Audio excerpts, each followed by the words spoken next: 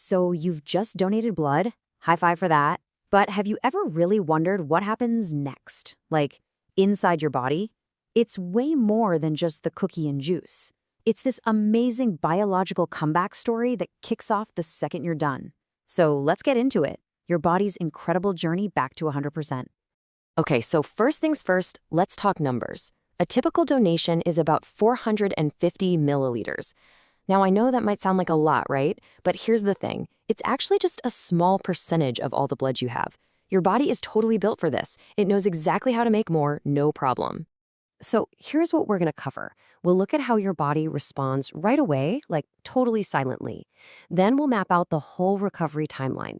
We'll even go through 9 signs that tell you you're fully recovered. And of course, we'll touch on how you can help things along and why that waiting period between donations is so important.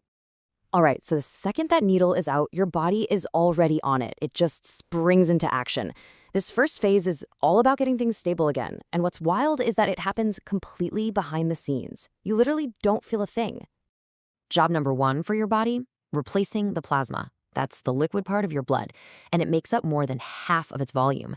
And trust me, your system is ridiculously good at this. It's super efficient. Get this, within just a few hours, your body starts pulling fluid from your tissues and moving it back into your bloodstream. It's like a rapid rebalancing act, a really clever piece of biological engineering. And its whole purpose is to get your blood volume and circulation back to normal, like right away. Okay, so let's zoom out a bit and look at the bigger picture. This whole recovery thing, it's not over in a day. Different parts of your blood are on their own separate schedules. So your plasma, that bounces back super fast, usually within a day or two. But the red blood cells, the ones that carry all the oxygen, they're the real workhorses, and they take a bit longer. We're talking about 3 to 6 weeks to get back to full strength. And the final piece of the puzzle is your iron stores. Rebuilding those is key for making new red blood cells, and that can take several weeks, sometimes even longer. So how do you actually know when you're back to 100%? Well, your body gives you some pretty clear signals. Let's go through the key signs that tell you everything's back in balance. First up, let's talk energy. It's totally normal to feel a little wiped out right after donating. That's just because of that temporary dip in red blood cells. But when you notice you can get through your whole day, maybe even hit the gym without feeling that extra drag, that's a huge sign your oxygen delivery system is back online. All right, sign number 2. You know that slight dizzy feeling you can sometimes get? That's a super common concern. It's usually just a temporary thing from the change in blood volume, and drinking lots of water helps fix it really fast. So when you can hop up and walk around feeling totally steady, you know your blood pressure and volume are back where they should be. Your heart gets in on the action too. It might beat a little faster at first to make up for the lower volume, but once your plasma levels are back to normal, your heart rate chills out. When you feel that your pulse is nice and steady, even when you stand up or, climb a flight of stairs, that's a great sign your whole cardiovascular system has recovered. Okay, here's the most obvious sign, the one you can actually see. The needle site is all healed up. That tiny little spot heals up pretty fast. Once any bruising is gone and it's not tender anymore, you know the outside part of the healing is officially done. This one's a lot like the energy levels we talked about. Your physical strength is tied directly to those red blood cells. So if you're an athlete or just a gym person, you might notice your workouts feel a little harder for a bit. The big sign of recovery?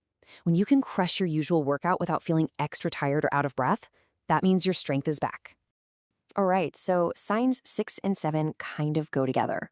Once your blood volume is stable, your body gets better at regulating its temperature again. And, at the same time, your appetite goes back to normal. You know how you might feel extra hungry at first? That's your body asking for fuel. When that chills out, it's basically a signal that your body is out of that emergency rebuild mode. Now this next one is more of a long game. Rebuilding your iron. Iron is super important. It's a key part of hemoglobin, which is the protein that actually carries the oxygen in your blood.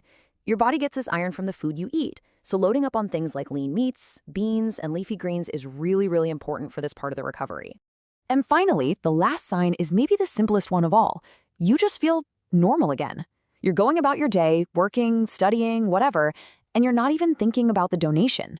When you get to that point, that's when you know your body has made a full comeback. So your body does all this incredible work all by itself, right? But there are definitely a few simple things you can do to help it out and make sure your recovery is super smooth. First, drink extra fluids. That's key for rebuilding your plasma.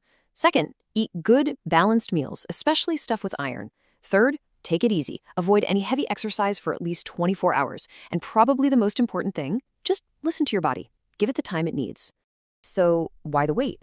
Ever wonder why they make you wait a certain amount of time before you can donate again? It's not just some random rule. It's actually a really important safeguard for your own health.